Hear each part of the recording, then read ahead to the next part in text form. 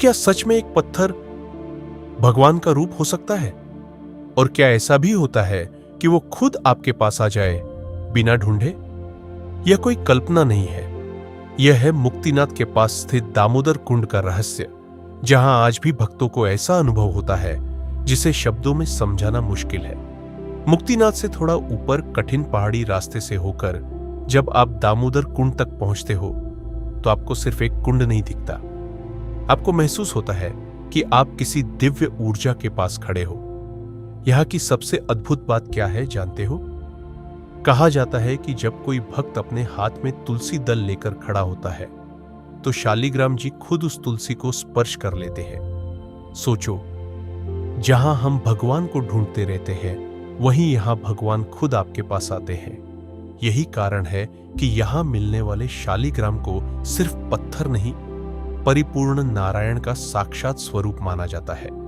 पहले के समय में भक्त यहां जाते थे और शालिग्राम खुद उनके भाव के अनुसार उन्हें प्राप्त होते थे। कोई खरीद बिक्री नहीं, कोई दिखावा नहीं, सिर्फ श्रद्धा और भगवान की कृपा। लेकिन आज समय बदल गया है। आज लोग शालिग्राम को दुकानों से खरीद लेते हैं, पर क्या खरीदा हुआ भगवान वही अनुभव दे सकता है?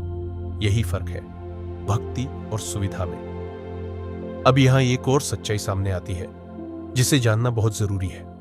नेपाल सरकार ने दामोदर कुंड के आसपास कुछ सख्त नियम बनाए हैं क्योंकि शालिग्राम के अंदर हिरण्यगर्भ यानी सोने के तत्व पाए जाते हैं। कुछ लोग लालच में आकर शालिग्राम को तोड़कर उसमें से सोना निकालने की कोशिश करते हैं और यही वजह है कि इस पवित्र स्थान की सुरक्षा के लिए नियम बनाए गए हैं। सोचो, जहां भगवान को पूजना चाहिए वहीं इंसान लालच में उन्हें तोड़ने लगता है।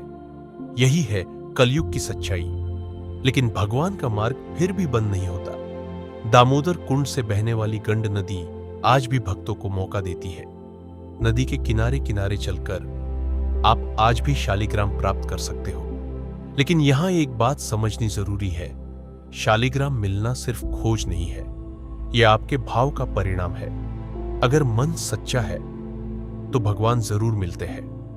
अब बात आती है सबसे गहरी बात की। शालिग्राम जी को सिर्फ प्रतीक नहीं माना गया, उन्हें स्वयं भगवान विष्णु का पूर्ण स्वरूप कहा गया है। इसका मतलब क्या है? इसका मतलब यह है कि जब आप शालिग्राम की पूजा करते हो तो आप सीधे भगवान नारायण की पूजा कर रहे हो।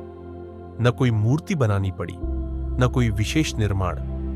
प्रकृति ने खुद भगवान को इस रूप में प्रकट किया और यही इस स्थान की सबसे बड़ी शक्ति है।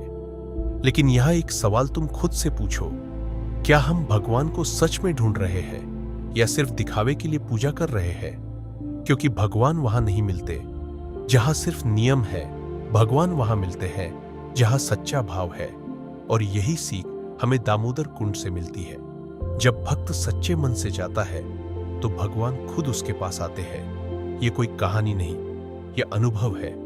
और शायद यही कारण है कि जो लोग वहां जाते हैं वो सिर्फ शालिग्राम लेकर नहीं लौटते, वो अपने साथ एक अलग शांति लेकर लौटते हैं। एक ऐसा विश्वास कि भगवान आज भी मौजूद है।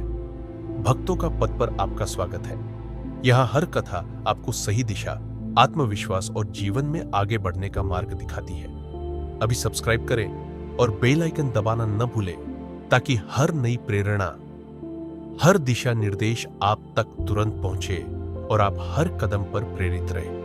तो अगली बार जब तुम भगवान को ढूंढो तो कहीं बाहर मत ढूंढना, क्योंकि कभी कभी भगवान खुद तुम्हें ढूंढ रहे होते हैं। भक्तों का पथ पर आपका स्वागत है।